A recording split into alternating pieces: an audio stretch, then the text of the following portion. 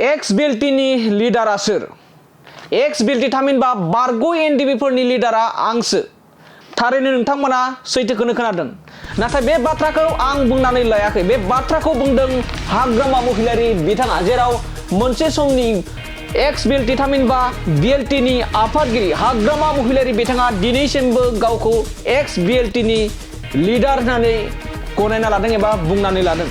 जेराव आरो बे खौरांखौ नोंथांमोननि गेजेराव फोसावनायनि गुबै जाहोना जाबाय थांनाय साननैसो सिगांसो हाग्रामा महिलारि बिथाङा गावनि राइटिं पेडनि गेजेरजों एक्स बिएलटि कोअपारेटिभ ससाइटिनि आफादगिरि मनज कुमार ब्रह्म बिथांखौ आफादगिरि बिबाननिफ्राय बोख्लायनाय नटिस हरदोंमोन आरो बेखौ लानानै जोंनि खौरांगिरिफ्रा सोंथि खालामनायाव गोख्रों बाथ्रा बुंदों दि एक्स बिएलटिनि लिडारा सोर आरो एक्स बिएलटिनि लिडारा आंसो होननानै हाग्रामा महिलारि बिथाङा गोग्गानानै गोख्रों थांखिनानै बाथ्रा बुंदों हाग्रामा महिलारि बिथाङा।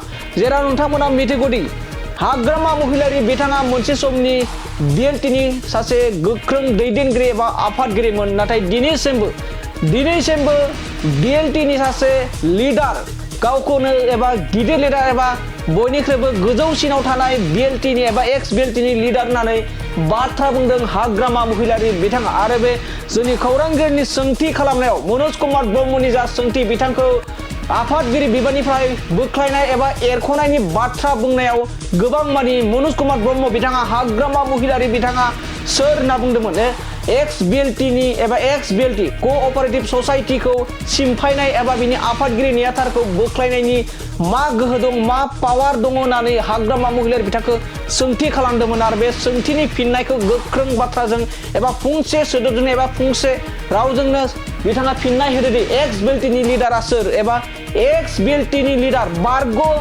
बिएलटिनि लिडारा दासिमबो आं होननानै बिखा फोरदानानै बाथ्रा बुंदों हाग्रामा महिलारि बिथाङा।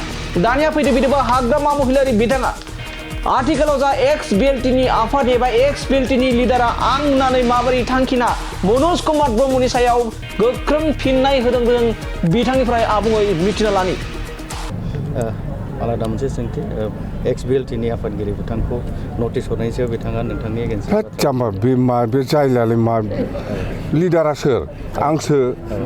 आङो सोरखौ प्रेसिडेन्ट दोनो, सोरखौ सेक्रेटारि दोनो, सोरखौ मा दोनो, बे आं। जाम्बालाय बेहा गैला, बेहा सेस जोब्बाय। एक्स बिएलटिनिफ्राय होखारबाय जों बेखौ, जोब्बाय। एक्स बिएलटिफोरखौ नायग्रा जत्न लाग्रा सोरखौ दोननांगौ दोननाङा आंसो दोनो। जायलाखौ आङो दोनदोंमोन दे नों दायथ' लादो होननानै आंसो खालामदोंमोन। दा आं बोखारफिनबाय, जोब्बाय। बिजाथिनि आर'जलाइ गथायनाया माब्लासिम जोबथारगोन? बिजाथिनि आर'जलाइ जिथु बे एसे टाइम दंबावो, 15 तारिखसिम होदों जोङो। दे थेंक इउ। आलादा मोनसे सोंथि एक्स बिएलटिनि आफादगिरि बिथांखौ नटिस हरनायनि सायाव बिथाङा नोंथांनि एगेन्स्ट जाम्बा बे जायलायालाय मा लिडारा सोर? आंसो। आङो सोरखौ प्रेसिडेन्ट दोनो, सोरखौ सेक्रेटारि दोनो, सोरखौ मा दोनो, बे आं। जाम्बालाय बेहा गैला, बेहा सेस जोब्बाय। एक्स बिएलटिनिफ्राय होखारबाय जों बेखौ, जोब्बाय। एक्स बिएलटिफोरखौ नायग्रा जत्न लाग्रा सोरखौ दोननांगौ दोननाङा आंसो दोनो।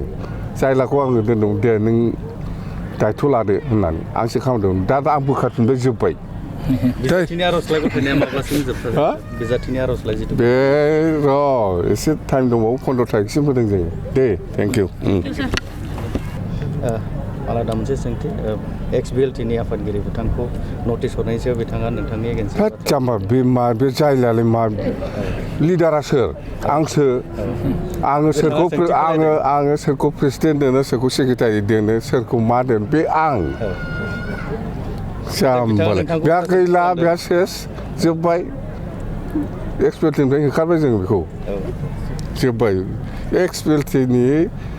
एक्स बिएलटिफोरखौ नायग्रा जत्न लाग्रा सोरखौ दोननांगौ दोननाङा आंसो दोनो।